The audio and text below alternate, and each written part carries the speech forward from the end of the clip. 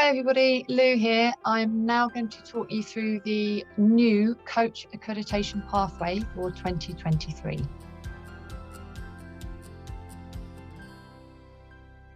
So the coach accreditation pathway for 2023 is new, it's simplified, it's modernized, and hopefully it's much more accessible and easy to journey along the pathway. The document starts by talking about what is CAC and our three brands of Coaching Legacy 17, Choice for Women 17, and Coaching 17. The coach accreditation pathway would fall under the Department of Coaching 17.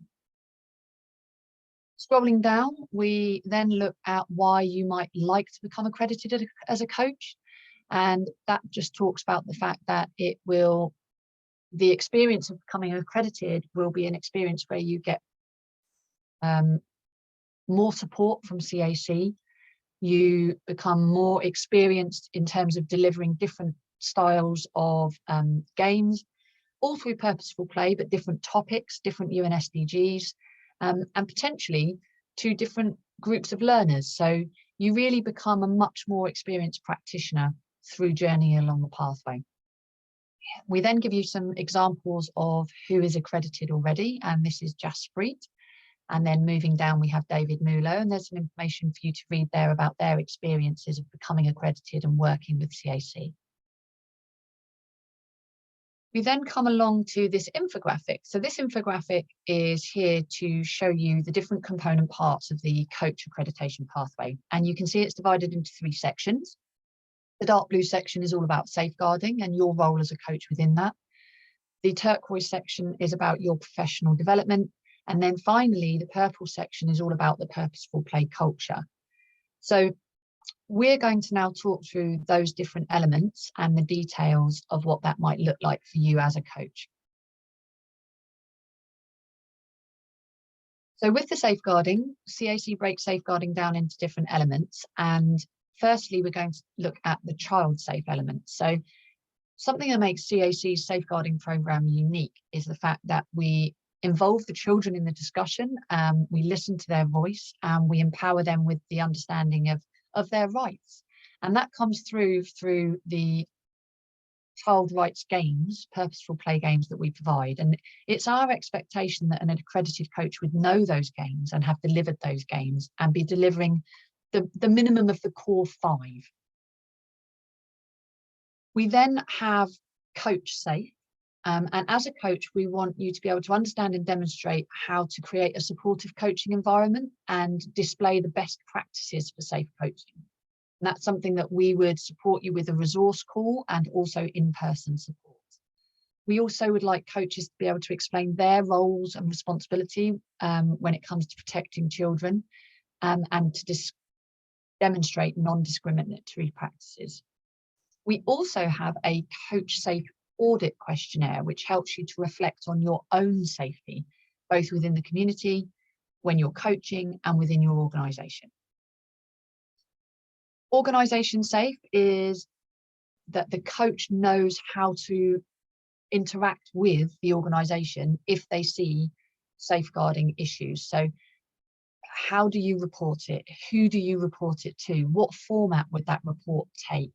What are your roles and responsibilities within safeguarding to the organisation, and what does that look like? And that you would receive training from your organisation on child protection every year and keep up to date. Community safe is that the coaches are aware of other providers within the community of different services to children, and that the coaches are able to explain who they may be, whether it be the education service, police service, health service. So who are the other people within the community that safeguard children, and are the coaches aware of them? Do they have communications with them? How might they start open communications with those other service providers? So it's a community mapping exercise to improve your knowledge of the community. When it comes to social media safe, it's that the coaches are role models to demonstrate best practice when using social media, that you're aware of the risks that social media can create, and that you're adhering to your organisational policy regarding social media.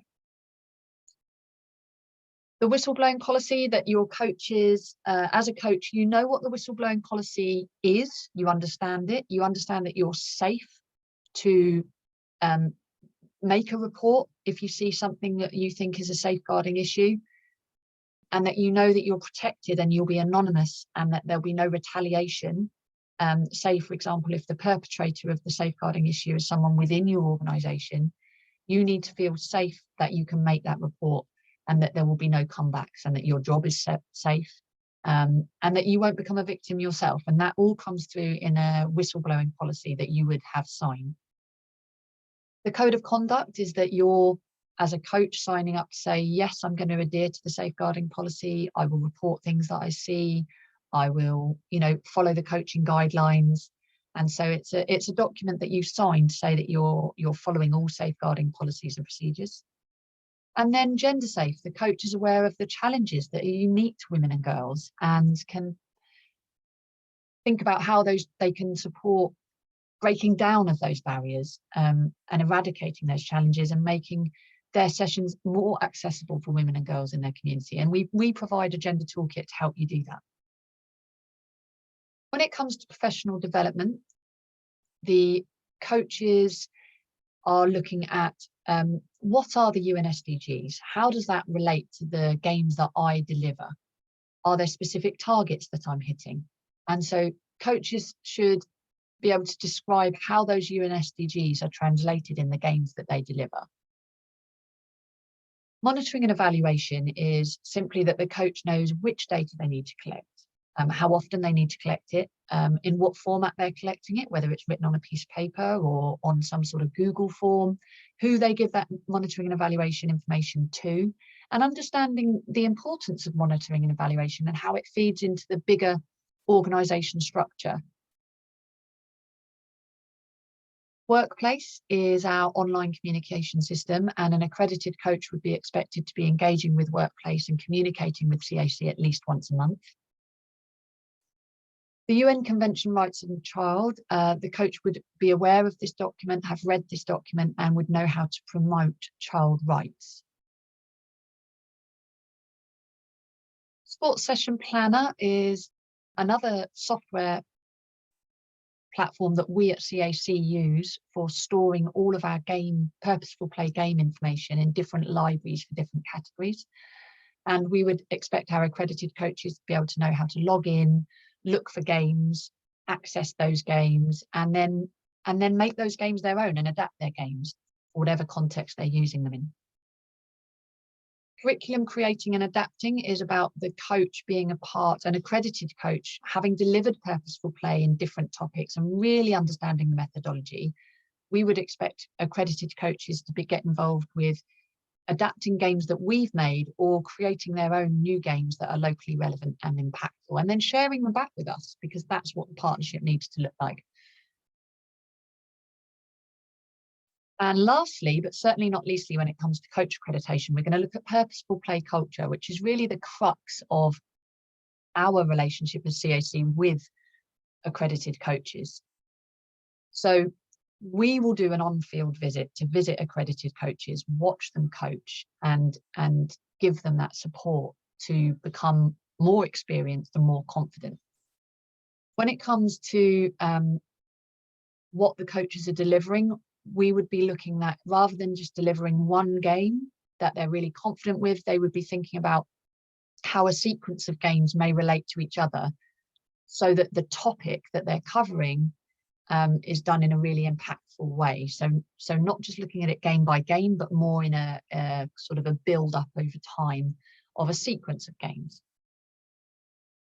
Coaches would deliver games in the style that allows learners to make choices, find their own solutions, resolve conflicts, and the coach facilitates that process with skilled questioning. Coaching guidelines we have 12 coaching guidelines at CAC, and the coach would be able to demonstrate those in a practical sense, and the CAC member of staff would support that. Global Day of Play is CAC's Day of Play on August the 27th every year, and we would expect our accredited coaches to facilitate 60 minutes at least of play on that day, and then share that with us and other people on social media.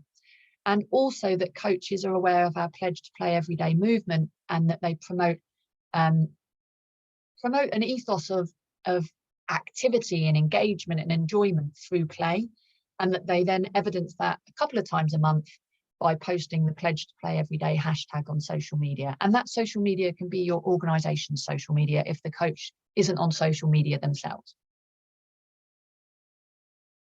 And then finally, we've got the experienced practitioner. Now, there is no duration on the coach accreditation pathway. Some coaches may join CAC with years of experience already under their belt working for different social sports development organisations. And so it may well be that their journey along the coach accreditation pathway is relatively short because they're already very experienced. Other coaches who are new to sports for development, new to CAC, and new to coaching potentially, it might take a lot longer to get their confidence, build their knowledge, and really fine-tune those coaching skills. And so one of the things that we're looking for in our accredited coaches is that they've got that experience. They can demonstrate quality delivery of purposeful play in their community across a range of social issues. And we would be looking to see that with a CAC visit. Okay, and so that's all the details of the coach accreditation pathway. I think something I forgot to say at the beginning was that when a coach is accredited and we have got that experience, that trust, that interaction between CAC and the accredited coach, we would then employ the coach to work in a larger geographical area. So they may work initially within their own community, and then it might be within a region of their country. Potentially, there could be quite a lot of travel in country. And then also CAC, with our accredited coaches, some of them are now traveling globally to deliver our programs. So there's a real opportunity for professional development and employment by journeying along the coach accreditation pathway. If you have any questions about the coach accreditation pathway, please email me at lou@coachesacrosscontinents.org, and I'll be more than happy to set up a call. Also, Jamie and Charlie will be very happy to set up a call and explain things to you. Okay, thanks very much.